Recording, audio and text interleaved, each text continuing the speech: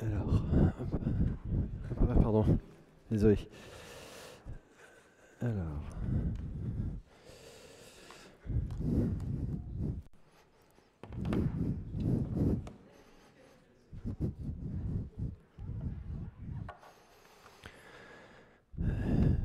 est-ce que c'est bon? Alors, euh,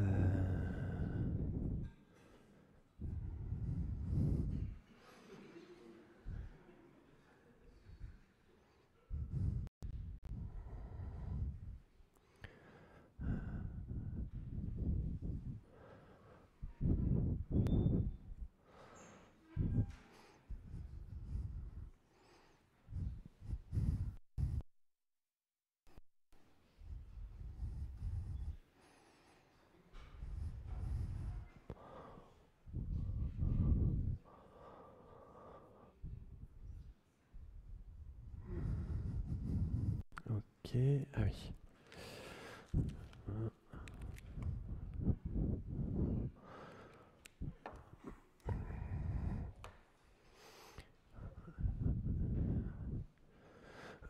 Ok, donc bonjour à tous et donc bienvenue dans cette session où on va voir ensemble l'importance de faire des conférences qui sont plutôt impactantes et comment on peut les optimiser.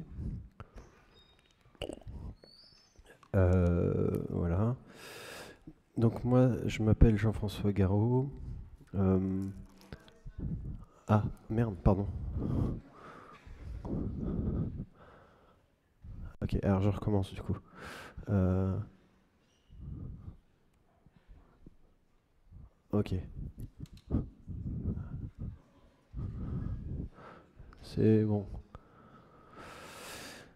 Donc bonjour et bienvenue dans cette session pour revenir sur l'importance de faire des conférences qui sont impactantes et comment on peut optimiser nos slides. Euh, alors, on n'est pas en juillet, on n'est pas à Nantes, mais je suis bien Jean-François Garot, désolé, je n'ai pas mis à jour. À propos de moi, donc j'ai un bac S SPEMAT, un de GMIAS, un diplôme SILR, j'ai le BAFA, le SB, je suis GDE, MTS aussi. J'ai fait beaucoup de dev, ce qui fait que ça c'est des slides codés, j'en reparlerai après, vous verrez, c'est intéressant. C'est aussi web, c'est pour ça que je disais justement que j'ai fait du web. Euh, Parce que j'aime bien montrer que je suis pas juste une personne de scène, j'aime jongler, je suis un humain aussi. Et j'ai parlé dans beaucoup de confs. D'où la légitimité de parler face à vous aujourd'hui. Alors ce qu'on va voir ensemble, c'est ça. Euh, je ferai une petite intro sur le sujet. Je vous montrerai des stats associées au fait de donner des prêts. Je vous donnerai ma recette secrète, du code bien entendu, parce que je sais qu'on est dans une conf de code, c'est important. Et on fera une conclusion et je vous laisserai du temps pour les questions. Ça, ça, voilà. Ok, on va pouvoir passer à l'intro. Donc, l'objectif de la présentation il est simple, c'est de revenir avec vous sur les techniques les plus importantes et surtout les plus impactantes qui font une présentation réussie. Euh, Parce qu'en fait, je trouve qu'il y a beaucoup de gens qui utilisent des slides, notamment un truc qui, moi, m'irrite beaucoup, c'est avec les bullet points, et qui sont très chargés, parce que du coup, ça apporte assez peu de valeur ajoutée, en règle générale, aux slides. En fait, très souvent, les gens ont eu le temps de lire au moment où le speaker arrive sur le point qui est concerné. Et donc, ça ne sert pas à grand-chose. Donc déjà, un premier conseil que je pourrais vous donner, c'est éviter de faire des slides à bullet point. Je pense que ça, c'est déjà... Attendez, excusez-moi. Oui. Oui. Oui. Oui, non, mais là, je suis en conf, là. Oui, oui, oui. Non, mais c'est toi qui raccroches. Oui, non, vas-y. Oui. Bon. Oui, je te laisse. Bisous. Pardon. Euh,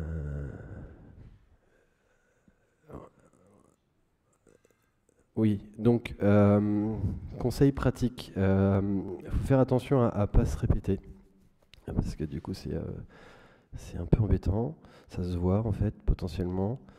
Euh, on ne doit pas mettre trop de choses sur un slide, surtout à un instant T. Je reviendrai dessus quand je parle de ma recette secrète. Euh, c'est important de ne pas mettre plus de 7 mots par ligne, parce qu'en fait c'est le temps qu'on met en règle générale à lire une phrase qui est très court, qui fait qu'on a le cerveau disponible après, on va éviter les distractions. Et on fait attention à l'harmonie, parce que des slides qui ne sont pas harmonieux, c'est difficile à lire. J'y reviendrai dessus, c'est important de pas conclure, de penser à conclure, pardon, et d'avoir une cohérence dans les slides, notamment dans l'ordre, dans la façon qu'on a de dire les choses. Éviter de les lire, c'est mieux, parce que sinon c'est perturbant pour l'auditoire. Et truc très important, faut faire attention à ne pas se répéter.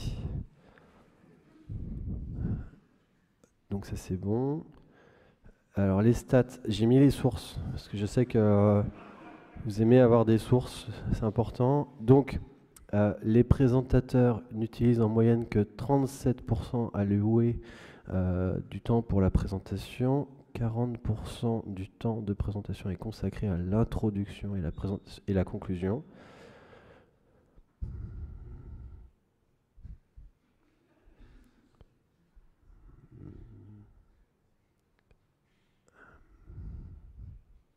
Ok, 83% des présentateurs utilisent PowerPoint comme support visuel. Bon, en fait, vous pourrez aller regarder les stats. En fait, j'ai mis ça en lien de toute façon. Faire attention, il y a beaucoup de graphiques qui ressemblent à ça, très souvent. Donc, si votre graphique peut éviter de ressembler à ça, c'est mieux. Voilà, on a parlé des stats. Ma fameuse recette secrète. Donc, là, en fait, ce qui est important à voir, c'est du coup que le secret d'une présentation réussie, c'est un mix de storytelling, gestion du focus, le temps aussi est important, savoir combien de temps on a, la clarté, éviter d'être trop monotone, 2 fontes maxi par slide, ça c'est important, des bons contrastes aussi, parce que sinon c'est pas lisible. Une idée et un slide, ça c'est vraiment important. Et on va essayer de créer une histoire. Donc voilà. Si vous faites tout ça, vous ferez une bonne presse en fait, en règle générale. Concernant le code, alors, ce que je voulais vous montrer là, donc ça c'est mes slides par exemple. Donc vous voyez, c'est du Markdown. Là, ça ressemble à ça. Et ce qui était intéressant, c'est à droite là, cette partie-là. Donc ça, c'est du Marked. C'est un truc qui permet de convertir du Markdown en HTML. Et alors, comment ça fonctionne? Vous voyez, il y a cette partie-là où on va définir le bloc ici. Donc là, on a une expression régulière. Ensuite, on va avoir le tokenizer qui arrive, qui split le tout. Voilà. Et à la fin, truc très important, le renderer qui du coup va convertir tous ces éléments qu'il a récupérés pour notamment, ce que je voulais vous montrer, voilà, c'est là. C'est cette partie-là, la classe, en fait, ça me génère une div par exemple. Là. Voilà. Donc ça, par exemple, c'est des trucs que j'utilise sur mes slides. En conclusion, du coup, ce qu'il faut avoir en tête, c'est de penser à la non-complexité de ces idées et mise en œuvre dans les slides afin de toujours être focus sur l'objectif principal de simplification du processus de transmission de connaissances. Ça me paraît assez trivial, mais en même temps, c'est la base, quoi. Euh, du coup, si vous avez des questions, vous pouvez les poser là. Voilà. Vous pouvez toujours me contacter.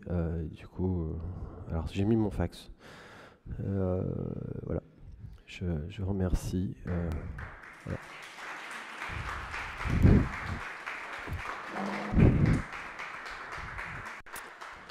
Alors, bonjour à toutes et à tous. Et donc, pour de vrai, on va attaquer la vraie presse. Je suis curieux du coup, donc combien d'entre vous me connaissaient déjà dans la salle, non pas par narcissisme, mais juste pour voir un peu si... Ok, donc la grosse majorité ne me connaissait pas. Soyez honnêtes, combien d'entre vous se sont dit, mais c'est qui ce Charlot au début? Ah, merci quand même, une ou deux personnes, c'est bien. L'idée en effet, donc vous l'avez bien compris, de cette présentation, maintenant on va revoir finalement toutes les mauvaises pratiques, tous les trucs que j'ai pu mettre en œuvre à différents aspects et faire en sorte d'avoir quelque chose de plus dynamique.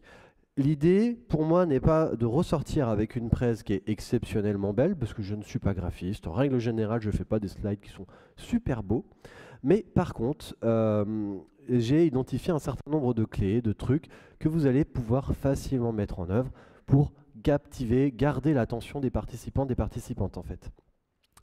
Et en fait, ça commence dès la préparation. Il ne s'agit pas à partir que du moment où on va faire la presse. Vous l'avez vu, toute la mise en scène était réfléchie par rapport à ça. Déjà, on va se pointer en avance, on va faire le setup de son écran. Je vous rassure, ce n'est pas mon bureau. C'est un bureau que j'ai préparé spécialement pour vous. Mon bureau, il est propre, en vrai, parce que quand je prépare des présentations, j'ai pas envie justement qu'on fasse le « Oh, c'est quoi ce truc ?» Je veux pas de ça. Donc, typiquement, je fais ça. Mon téléphone portable est en veille. C'est une alarme que j'ai programmée, etc. On met aussi son ordi en ne pas déranger, etc. Donc, on va travailler un certain nombre de trucs. On va réfléchir aussi potentiellement à sa tenue. Typiquement, un truc comme ça, c'est pas ce qu'il y a de plus pro. C'est ce qu'on va éviter justement. Alors, à cela près, je le fais exprès de le mettre pour ce talk-là, mais en dehors, vous ne me verrez pas porter ça sur des conférences parce que ça ne fait pas très sérieux. Non pas que je suis en train de dire qu'il faut venir en costard-cravate, etc., mais réfléchissez du coup à l'image que vous avez envie de renvoyer et l'image que vous allez véhiculer à travers ça. Quand on va être aussi pendant l'exercice, parce que après je vais m'attarder essentiellement sur les slides, là je fais tout ce qui est en lien avec la posture. Essayez, si possible, si vous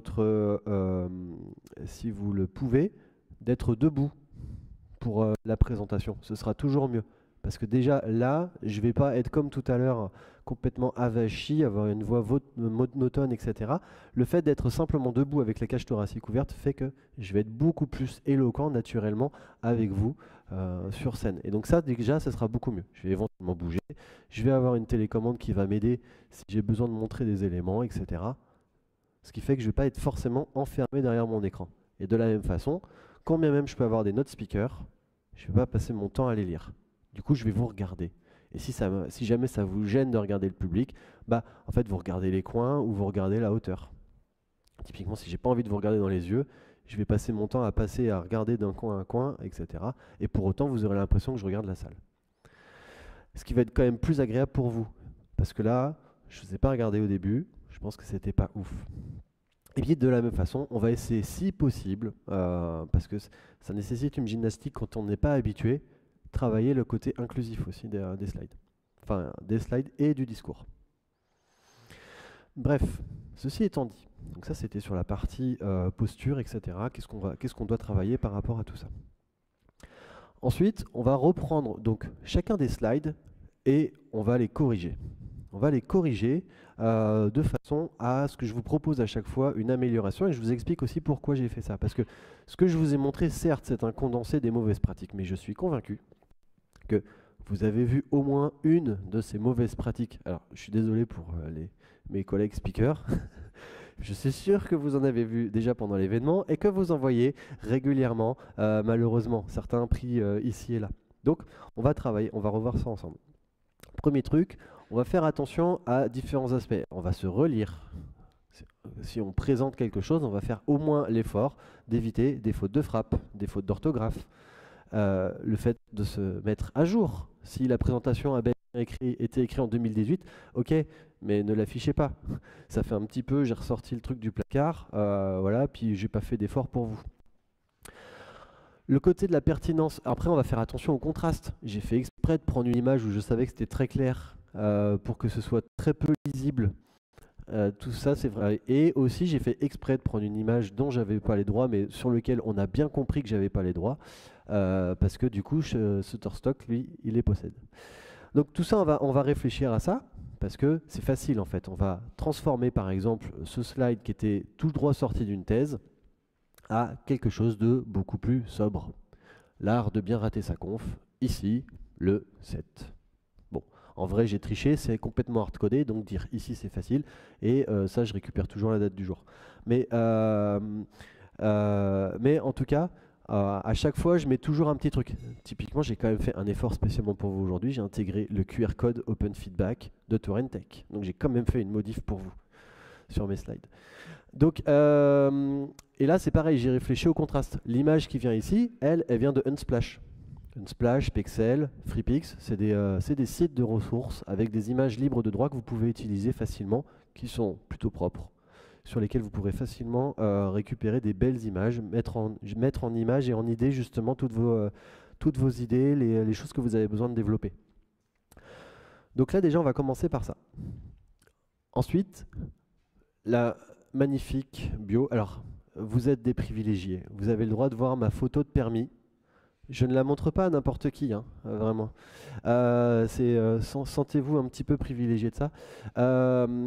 Et cependant, il y a un truc qui me gêne. Donc encore, après, déjà au-delà des fautes d'orthographe que j'ai laissées, etc. Il y a un truc qui me gêne profondément dans le concept de se présenter complètement. Alors, bien entendu, on ne voit jamais quelqu'un qui expose à ce point-là son expérience, mais très régulièrement, on va avoir des gens qui ont besoin de se prouver à eux-mêmes ou à elles-mêmes qu'ils ont la pertinence d'être là. Et en vrai, à part dans quelques rares contextes, on s'en fout. On s'en fout. Parce que la question que je vous ai posée tout à l'heure, de dire qui me connaissait.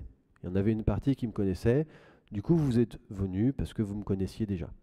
L'autre majorité, vous attendiez pas particulièrement de ma présentation, de mon CV, de ce slide-là où je me présente, pour vous dire « Eh, finalement, je vais l'écouter, JF ». Non, en fait, vous êtes venu parce que le sujet vous intéressait. Et c'est là où je veux en venir. En fait, cette notion de sauveur justifié ne sert pas à grand-chose. On va donc réfléchir à quelles sont les infos pertinentes qu'on a besoin de mettre quand on a envie de se présenter. Bah, bien entendu, qui suis-je ? Avant cette présentation, vous ne saviez pas, une grande partie de la salle ne savait pas que je m'appelais Jean-François Garot. Bon, c'est important quand même. Qui s'adresse à moi? Ensuite, ça va être la deuxième info importante, @JeffBinomed, c'est comment j'ai envie que vous me contactiez. Si jamais ce que j'ai dit, vous trouvez que c'est pas si débile que ça, et que vous avez envie d'échanger plus après, je vous dis, ce sera sur Twitter ou Blue Sky, @JeffBinomed. Ok. Du coup, ça c'est facile.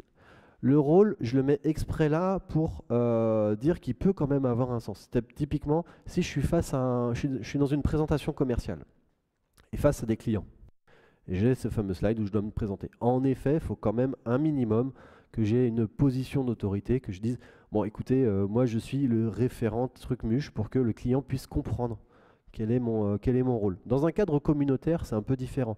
Vous pourrez éventuellement donner des éléments de contexte qui vont justifier ou aider à la compréhension. J'aurais pu dire bonjour, ça fait depuis 2009 que je donne des conférences. Et depuis 2009, j'ai eu l'occasion de faire un paquet d'erreurs. Et ensemble, on va revoir ces différentes erreurs que j'ai pu voir et commettre et on va les améliorer. Ok, mais je m'arrête là en termes de background. À aucun moment, vous savez jusqu'à présent quel est mon rôle, quel est mon job au quotidien. Et ça ne changera rien en fait parce que ça n'aura aucune plus-value sur ce talk. Les deux logos qui sont là, en fait, vont dépendre des facilités que vous aurez potentiellement ou des reconnaissances que vous avez envie d'avoir vis-à-vis de certains organismes. Le logo de Sphère, c'est ma boîte. Je le mets parce que, en fait, si je suis là aujourd'hui, j'ai pas de congé à poser. C'est eux qui payent le trajet. Bon, la moindre des choses, c'est qu'à un minimum, à un moment, je cite Sphère quand même. C'est fair play, quoi. Et puis l'autre, je le mets aussi parce que ça fait partie des badges que j'ai acquéris à travers le temps, où des fois Google va m'aider à me déplacer, etc. Donc c'est le logo des GDE. Donc au-delà de ça, je vais rien dire de plus en fait, parce que quelle est l'info utile de ça? Donc vous voyez, on passe de quelque chose qui était très riche, très verbeux, à en fait, on va aller à l'essentiel. Ensuite, est-ce qu'on le met au début, à la fin? Ça va dépendre de vous. Typiquement sur des talks courts, j'ai tendance à conseiller de garder la présentation pour la fin. Si vous êtes sur un talk de 20 minutes, ne perdez pas de temps à vous présenter au début, parce que de toute façon, les gens viennent pour le sujet. Une fois de plus, ils viennent rarement pour vous, et s'ils viennent pour vous, c'est qu'ils vous connaissent déjà. Donc, gardez dans ce cas-là ce temps de parole pour la fin. Encore quand on est dans une conf un peu plus longue, ok, on va prendre le temps un tout petit peu, histoire de se dire, tiens, peut-être qu'il y aura des gens qui auront envie d'utiliser les réseaux sociaux pour dire, oh mais dis donc, il est vraiment trop nul, Jeff Binomed. Et du coup, ils le feront sur les réseaux. Et du coup, ça créera du buzz, tout ça. On parlera de nous après, etc. On parlera de TNT. Il y avait vraiment une conf nulle en dernière session du jour de la journée, tout ça. C'était trop bien. Bref, je m'enflamme. Et donc voilà, ça va, c'est clair pour vous tous, cette notion de l'agenda, comment on se présente?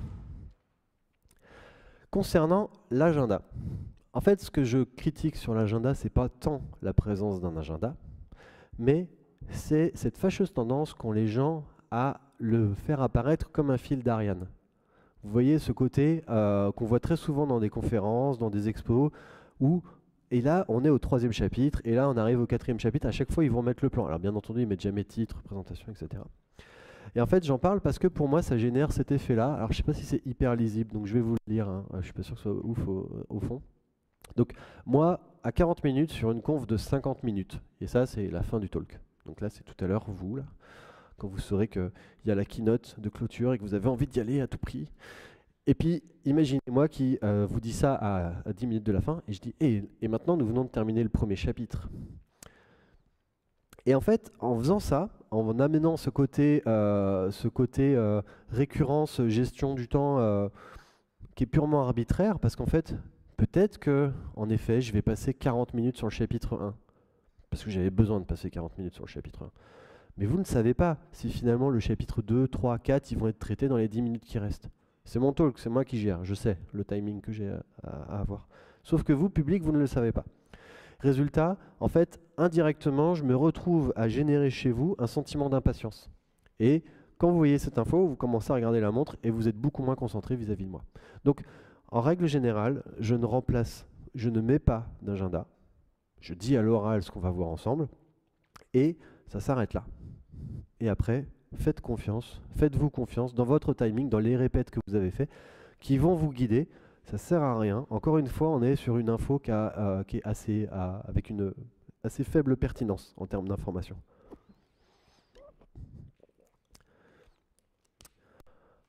Ensuite, on va débarquer sur les fameux slides riches.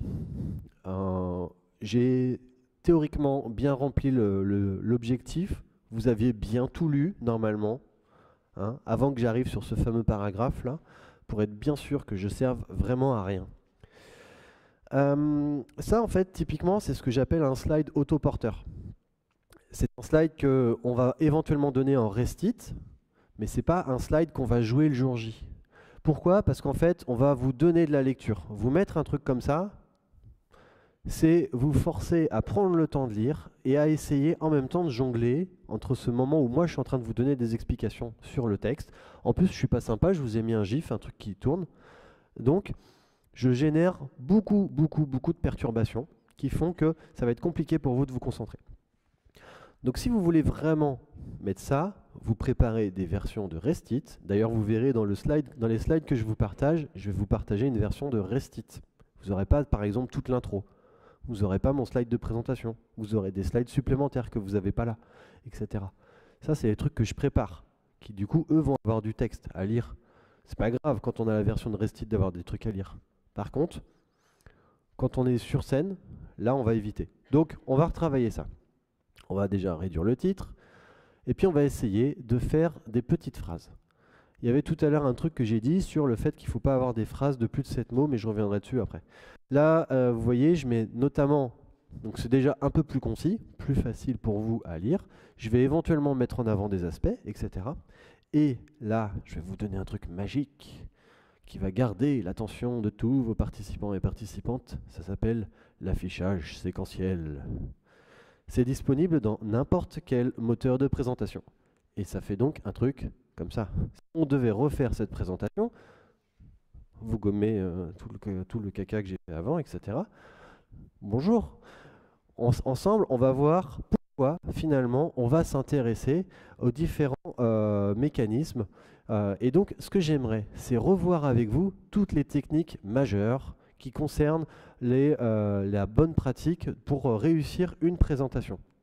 Parce que, en effet, je me suis rendu compte que quand on utilisait des bullet points, en règle générale, ils étaient trop riches et ça avait une valeur ajoutée qui était relativement faible. Parce que sinon, si je les mettais trop tôt, le public les lisait.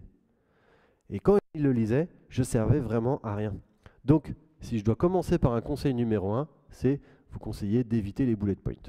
Vous voyez, cette façon que j'ai de le faire, j'ai quasiment la même chose.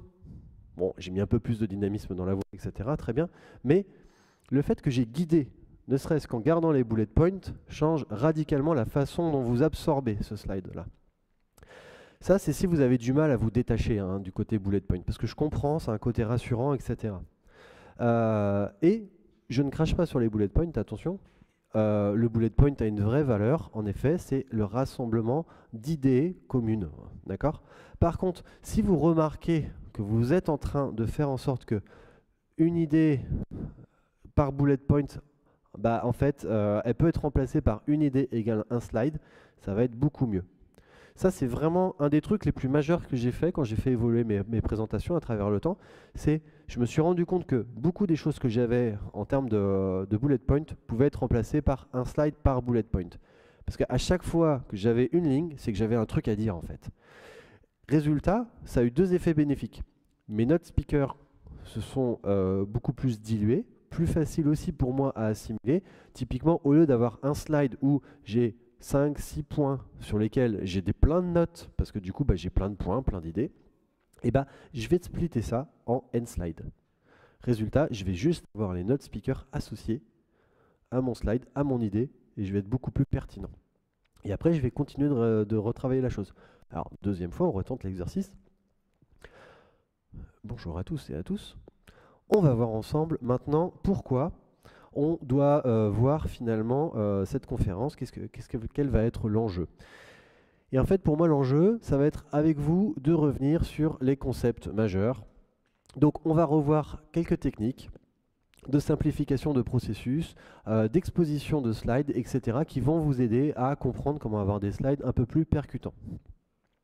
Le conseil majeur, finalement, qu'on pourrait se donner, va être très en lien avec le fait de simplifier les slides pour éviter au maximum la lecture. Donc des bullet points, des slides, des phrases trop longues, à éviter parce que ça n'aidera pas le public.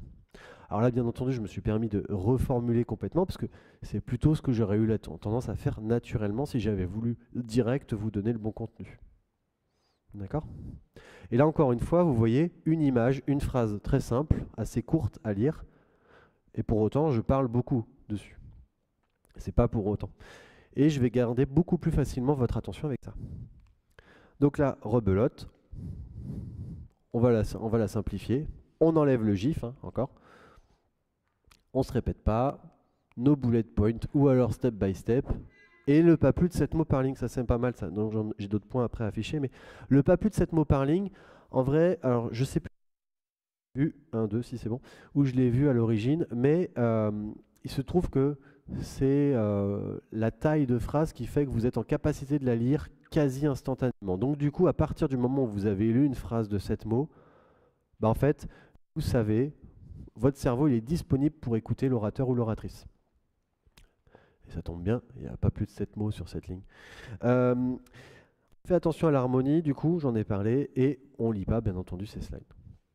On va éventuellement donner des éléments qui sont sur les slides, mais on ne va pas juste lire. Servez à quelque chose. Si vous êtes sur scène, si vous êtes face à un public, c'est pour apporter la plus-value. Je le dis très souvent, les slides ne sont qu'un support. La vraie valeur ajoutée d'un contenu, c'est pas les supports, c'est la personne qui donne le contenu. Parce que c'est elle qui a créé le contenu, c'est elle qui a les idées principales. Et si du coup, on a envie d'aider le public à reposer son esprit, parce qu'en règle générale, on a une capacité de concentration d'environ 20 minutes, et c'est de pire en pire avec tous les réseaux sociaux, etc. Bah là, on met un gif, parce qu'on aime bien, on trouve ça drôle. Donc là, c'est le petit moment où je vous laisse un petit peu de... Ok, parce que j'ai parlé beaucoup là. Et on va continuer. C'est bon pour vous? Ouais. Ouais. Ok, cool. Trop bien. Donc, les stats. Alors, en effet, c'est bien quand on affiche des trucs, des données, des trucs, de mettre les sources, hein. C'est pas mal.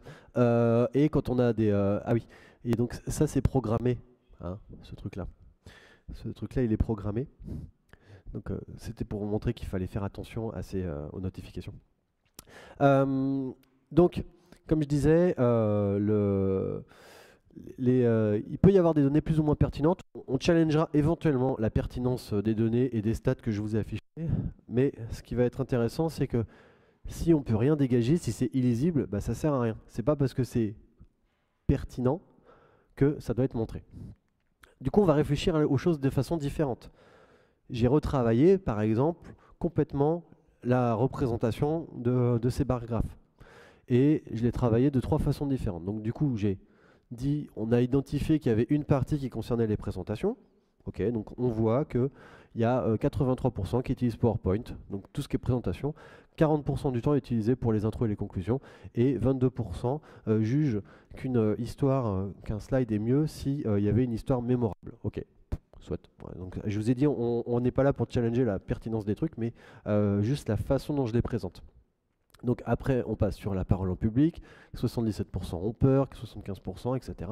Voilà, bref. Je suis en train de faire quoi? Je suis en train de guider votre attention, votre regard, de façon beaucoup plus pertinente, tout en exposant exactement le même contenu. Et après, ok, je peux finir sur un truc un peu plus riche, où là j'ai tout, mais en fait, comme je l'ai fait de façon séquentielle, c'est pas grave que finalement vous ayez toute l'info d'un coup, parce que je voulais amener de façon séquentielle. Et après, je vous préviens, je vous dis, si vous voulez aller consulter, vous avez le slide avec les sources. Je ne vais pas m'attarder dessus, vous savez qu'il est là, et puis on passe à la suite. Celui-là, du coup, cette fois-ci, on va essayer de mettre des unités. Ok? Tout à l'heure, j'ai dit, ok, il ressemble à ça. Mais en fait, ça veut dire quoi, il ressemble à ça? En fait, il ressemble à Pac-Man, en vrai.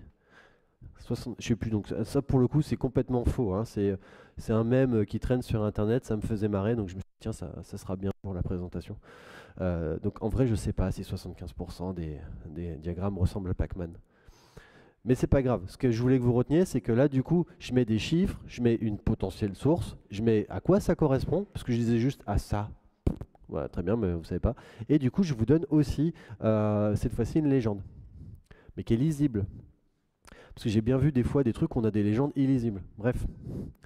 Là où je veux en venir, et qui donc est un des conseils majeurs, c'est sur la notion de distraction. J'en parle depuis tout à l'heure, c'est là où je vous emmène justement petit à petit. Et en effet, malheureusement, notre cerveau il fonctionne comme ça. Il y a nous, une distraction, et on est perdu. Et pour illustrer ça, j'ai deux trucs en tête. Je m'approche de la gare en voulant aller à Touraine Tech. Alors vous verrez la date sur le billet n'est pas la bonne, mais c'est pas grave. Et je me dis tiens, je vais regarder mon billet, comme à chaque fois. Quelle voie est mon billet? Quelle voie est mon train?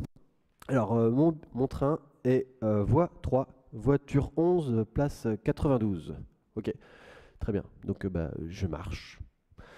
Je marche jusqu'à la gare et j'arrive dans la gare. Et là je suis... Et merde, c'est quelle voie déjà? Ah oui, c'est vrai, c'est voie 3, voiture 11, place 92. Bon, je marche à la voie 3. Vous avez vu, je fais bien, j'ai le mec qui marche. Du coup, j'arrive voie 3 et là, je suis devant le train. Mince. Mais c'est quoi la voiture déjà? Ah oui, c'est vrai. C'est voiture 11, place 92. Alors, bon, pas de chance. La voiture 11, elle est loin. Alors, je continue de marcher. Je croise plein de gens, tout ça, tout ça. Puis j'arrive devant la voiture 11, et c'est quoi ma place? Parce que moi je la connais moi maintenant. 92, c'est bien, vous avez compris où je voulais vous emmener. Et donc en effet, quand bien même À qui c'est déjà arrivé, s'il vous plaît? Me laissez pas seul. Merci. Là où je veux en venir, c'est que en fait, l'attention, c'est un truc qui se perd en fait, très facilement. Pourtant, on n'avait que 3 infos à retenir, hein. Voie 3, voiture 11, place 92. Et il s'est passé plein de trucs en fait. On a croisé des gens, on a évité, on a monté un escalier. Bref, l'attention, elle se dissipe très vite. Et pour aller encore plus dans cette notion-là, on va faire ensemble un petit jeu. Et ouais. Donc le jeu, il est très très simple. Je vais vous montrer à l'écran des petits points noirs. Et quand vous aurez fini de les compter, vous leverez la main. Ça va? C'est bon? Est-ce que vous êtes prêts? Ok, très bien. Allez.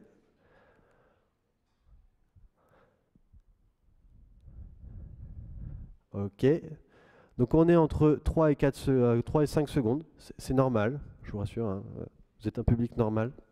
Ceci dit, peut-être un petit peu endormi par la journée, etc. Ça s'explique. On recommence. Deuxième, attention. Ok, donc là c'est plus rapide. On est sur à peu près 1 seconde en moyenne. Et le dernier, attention. Et là, magie, ça a été instantané. Alors à chaque fois on me dit, oui, mais c'est parce que tu nous as entraînés. Non, je ne vous ai pas entraîné, cher public. Je ne vous ai pas entraîné. En fait, il s'agit malheureusement, alors il faudrait que je retrouve pareil, pour le coup, j'ai pas bien fait mon travail de sourcing, je m'excuse.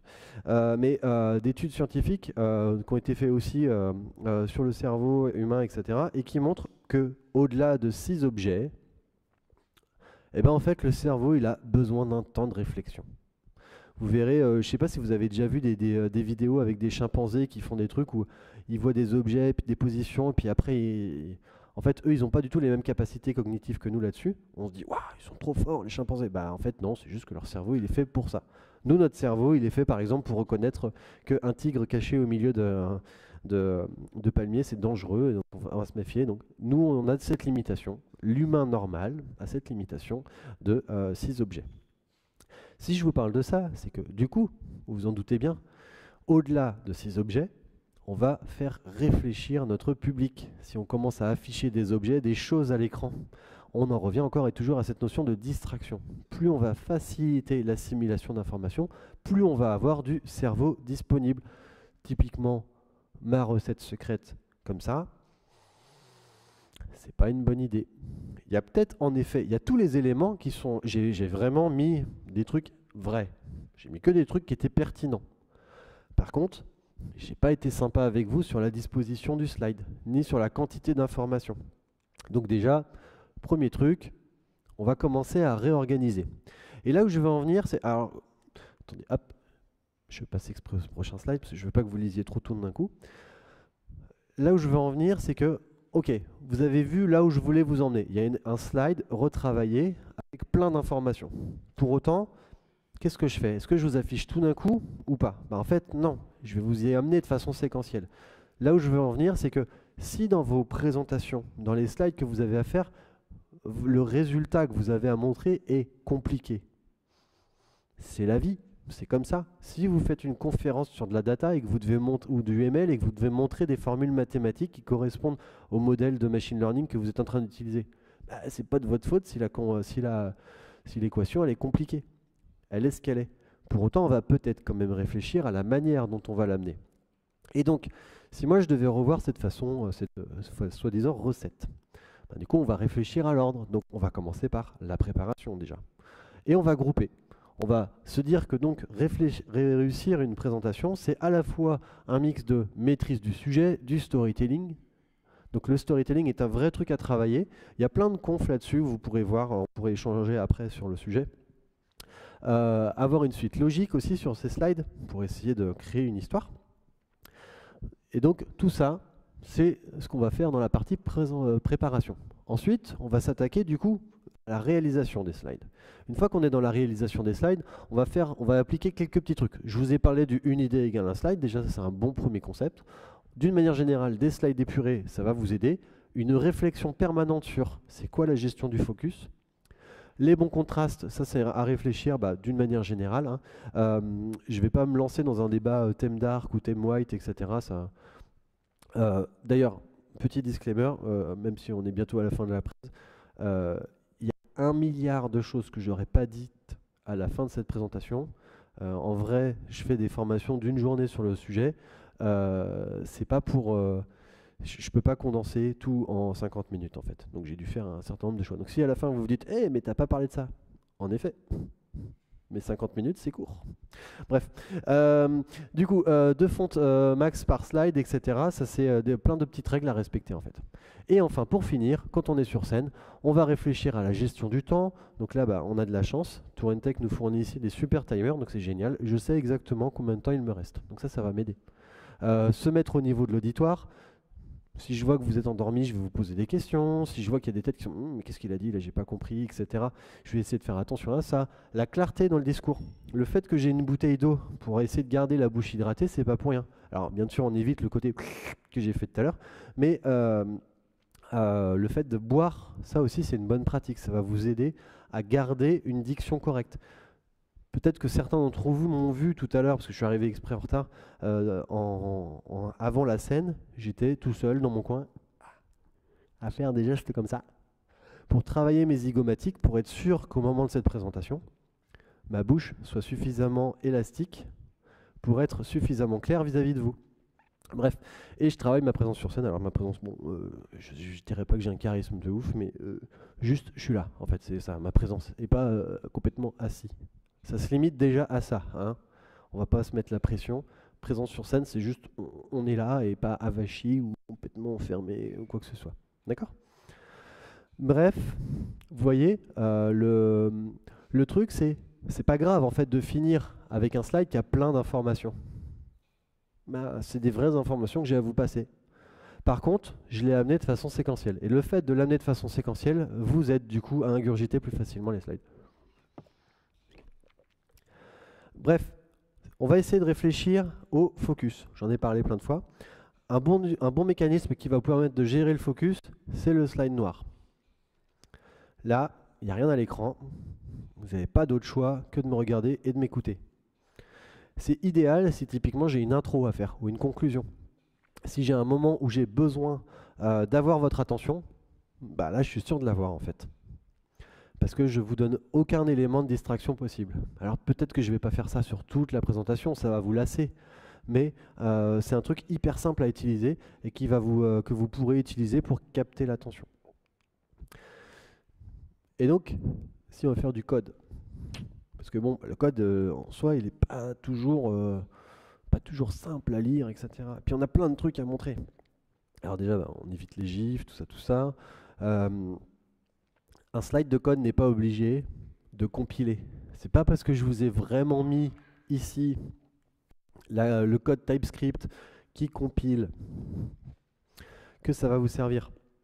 En fait, les slides de code, ils sont toujours là pour amener des concepts, pour vous aider à comprendre le fonctionnement global d'un algorithme. Donc, le fait d'avoir un algo imparfait avec des zones qui marchent pas, c'est pas grave. On est là pour passer des idées. Donc, on va réfléchir à la chose différemment. Ça, c'était une stat que j'avais vue par Google. Il disait il faut éviter pas plus de 9 lignes de code par slide à un instant T. En pratique, moi je trouve qu'on arrive à peu près 10-12, que ce soit à peu près lisible. Par contre, je les affiche jamais en une seule fois. Et soit je vais avoir un mécanisme de présentation qui va me permettre de le faire moi-même, soit je ne l'ai pas, le truc qui va être propre. Et donc dans ce cas-là, je vais prévoir N versions de mon slide. Donc là, vous voyez, il y a un slide où je vais vous expliquer comment fonctionne une extension Marked, hein. Donc comme je vous disais, Marked, c'est un truc qui fait du Markdown to HTML. Donc il y a une extension. Pour déclarer une extension, on va la définir avec un type, parce que c'est en bloc, du coup ça génère un bloc ou un truc qui s'insère directement dans le Markdown. Ensuite, la première partie, il faut savoir si on doit appeler votre extension ou pas. Donc du coup, on va détecter avec une regex. Bon voilà, ça c'est le pattern qui est cherché. Ce pattern va être utilisé par une méthode qui s'appelle tokenizer, qui va en fait splitter finalement les informations à extraire pour, à la fin, dans la partie renderer, générer votre code. C'est une version rapide de comment fonctionne un plugin Marked. Bref, je ne vais pas m'étaler plus sur le sujet, on n'est pas là pour faire ça. Mais vous voyez, du coup, la façon que j'ai d'accompagner le truc, tout de suite, ça devient plus compréhensible. C'est pas fouillis. Vous n'avez pas besoin de 150, en tout cas là dans le cadre de cette présentation, vous n'avez pas besoin de plus d'informations que ça. Et après, si notre moteur nous le permet, on fait un truc qui est séquentiel directement dedans. Là par exemple, j'utilise Reveal.js, donc c'est un moteur de présentation, et je vais pouvoir, du coup, passer en revue mes différents aspects. Bon, on aime ou on n'aime pas, on se dit « Waouh, c'est beau comme ça », bon, très bien, ok. En vrai, cet effet-là, vous pouvez le faire aussi dans des Google Slides. Il suffit de mettre des masques d'opacité, ça fait exactement le même effet. Hein. Bref, c'est facile à faire, vous voyez. Et donc, très important, une fois qu'on a posé tout ça, on a amené plein de contenu de façon séquentielle, bien entendu, en gérant le focus. Il est ultra important de penser à la conclusion. Pourquoi? Parce qu'en fait, on dit plein de trucs. On dit plein de trucs, et comme je vous l'ai dit tout à l'heure, votre attention, elle se perd à peu près au bout de 20 minutes. Et là, depuis le début de cette présentation, je vous ai donné un certain nombre de choses.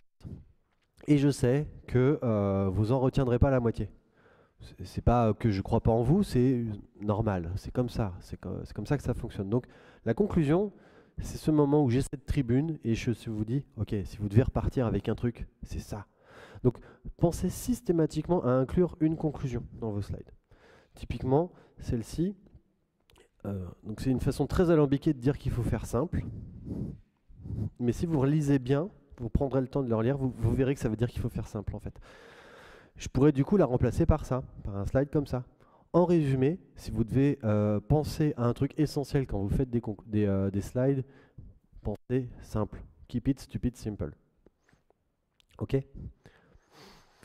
Donc là voilà, c'est comme ça qu'on pourrait revoir par exemple. Ce fameux truc, pourquoi pas? On aime bien partager les URL de feedback, les slides, etc. Mais blague à part, j'ai vraiment vu des gens partager ce genre d'URL. C'est horrible. Si vous décidez de partager ce type de slide, faites-le sur le slide de fin. Ne le faites pas en plein milieu ou un peu avant la fin. Faites en sorte de laisser le temps aux gens de saisir l'information. Sinon, c'est mort en fait, ça sert à rien. En règle générale, le temps de réaction de « Ah, attends, il y a un truc à l'écran. Attends, je sors mon téléphone.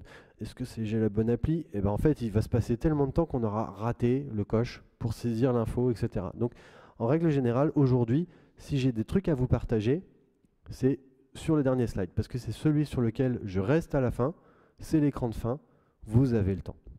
Donc c'est très facile à faire. Nous arrivons donc à la vraie conclusion de ce talk. Vous voyez, j'ai mis un slide de conclusion quand même. Et donc, ce que je voulais que vous reteniez à travers cette présentation, c'est que faire une belle présentation, c'est pas justement la notion de belle présentation, ça repose sur des concepts assez simples qui vont se positionner au niveau de l'attention. On va faire en sorte de guider le regard. On va réfléchir à des petits trucs. Je vous ai parlé de la technique avec les 6 points, enfin les 6 objets à l'écran, le fait d'utiliser des bullet points de façon séquentielle, etc. Si vous mettez ça en place, déjà, vous allez faciliter l'assimilation d'informations. Après, on critiquera ou pas l'aspect visuel de vos slides, mais en tout cas, vous réussirez l'exercice de « je guide et je transmets l'information telle que moi je le veux et je le maîtrise ». Et c'est ça qui va être important. Donc, je vous remercie. Cette présentation était inspirée de Chet Haas, un développeur advocate de chez Google, qui a écrit une conf qui s'appelle Terrible Tech Talk, qui ressemble un petit peu à ça, mais du coup je l'ai fait en version française. Et les slides sont tirés de la Sphere School Speaker que j'avais écrit pendant longtemps, et j'ai décidé de forker il n'y a pas longtemps. Donc, mais comme c'est open source en licence 3, bah, je cite. Vous pourrez retrouver la presse ici. Et si jamais vous avez bien aimé ou pas, c'est pas grave, en vrai vous avez le droit de dire que vous n'avez pas aimé, je vous ai mis le QR code Open Feedback. Nous n'aurons pas le temps pour les questions, malheureusement, parce qu'au niveau timing, on va être très juste, mais je suis là encore. Voilà. Donc, je vous remercie toutes et tous.